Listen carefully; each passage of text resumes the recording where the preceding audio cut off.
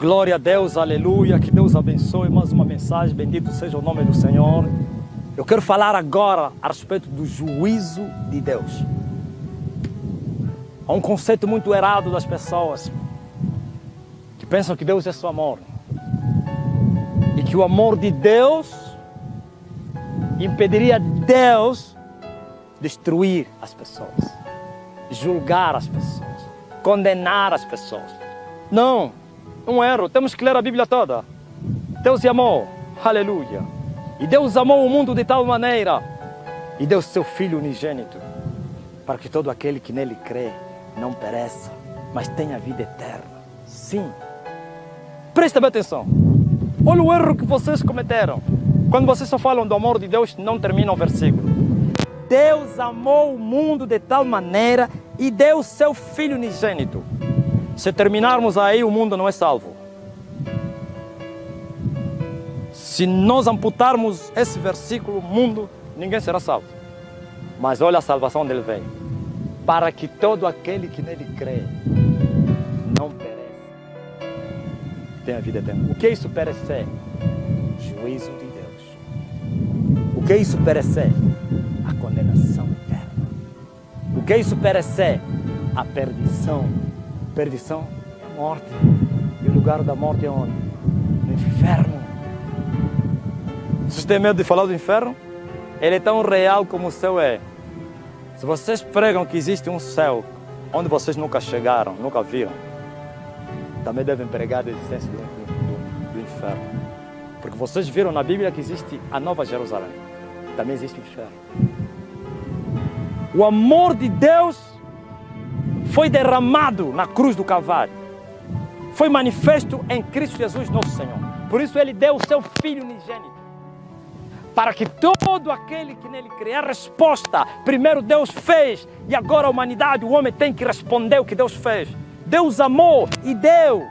Deu o quê? Matou o Filho dele. Morreu pelos pecadores. Derramou a sua vida. Agora a salvação está em aqueles a quem Ele veio resgatar, salvar. Devem crer nele. Para que todo aquele que nele crê não pereça. Quando Ele está falando não pereça, para que não haja juízo de Deus sobre ele. Para que o juízo de Deus, a condenação não caia sobre ele. Então existem juízos de Deus. Deus é um Deus de juízo. De juízo. Deus julga. Olha o que Jesus falou no livro de Mateus capítulo 7, 19. Toda árvore que não dá bom fruto, corta-se e lança-se no fogo. Ouviste?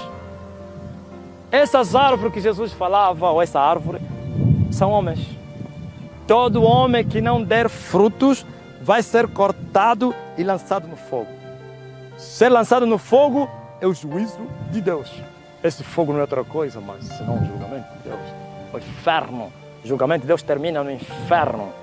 O inferno não foi preparado para os homens. O inferno foi preparado para o diabo e os seus anjos. Mas os homens prevaricadores irão para lá contra a vontade de Deus. A vontade de Deus é que todos fossem para o céu. A vontade de Deus é que todos se salvassem. Mas nem todos têm crido no Filho de Deus. Nem todos têm amado a Jesus Cristo. Então a justiça de Deus cairá sobre esses pecadores, mesmo o seu Filho sendo derramando o seu sangue, e eles profanaram o sangue de Jesus. Profanaram, brincaram com a morte de Jesus Cristo. Por isso há um juízo, há um julgamento. E Deus já mostrou isso desde o princípio. Por isso Ele julgou a geração de Noé. Ele os matou. E você pensa que aqueles homens foram para onde? Você diz que não desapareceram. Como as falsas testemunhas de Jeová. Dizem que o homem morre e acabou. É mentira de Satanás. Rússia foi manipulado por Satanás para levar milhões e milhões no inferno. Ele está no inferno e continua a levar milhões para o inferno com a sua doutrina de demônios. O inferno é tão real como o céu é. É tão real como a terra é. O inferno foi criado para Satanás e seus anjos, e todos os homens prevaricadores irão para lá contra a vontade do Senhor. Então, se as pessoas não crerem no Filho de Deus que morreu por eles, não resta mais nada senão o juízo de Deus. Deus matou todos os concidadãos de Noé, os exterminou. E diz a Bíblia, só 8 almas foram salvas. Mas antes que ele matasse aqueles pecadores, a Bíblia diz que Deus tirou da cena Enoque. Enoque andava com Deus e não provou a morte. Deus o tirou, o levou. E depois a Bíblia se cumpriu e tem se cumprido sempre. Deus livra os piedosos da tentação. Ouviste? E muitos dizem, não, Enoque é o símbolo do que? Do arrebatamento da igreja, que não vai passar no quê? Na grande tribulação. Mentira. Já falei que a igreja passa na grande tribulação. O juízo de Deus vai cair sobre essa terra, como foi caindo. Por isso Jesus fala da grande tribulação. Houveram tribulações, a última será grande. Sim, Deus matou os pecadores no tempo de Noé. Todos morreram. Voltou a matar 2 cidades, Sodoma e Gomorra. E o escritor, o apóstolo, disse que esses foram mortos, foram destruídas essas cidades, para que servissem de exemplo para nós. Se Deus não poupou a cidade de Sodoma e Gomorra, a geração de Noé, como vai poupar os pecadores dessa geração? A única coisa talvez que Deus não vai fazer agora é o que ele fez com Sodoma e Gomorra e com o dilúvio. Por isso ele meteu um arco celestial no espaço para que ele não destruísse a terra por causa do homem até o tempo determinado.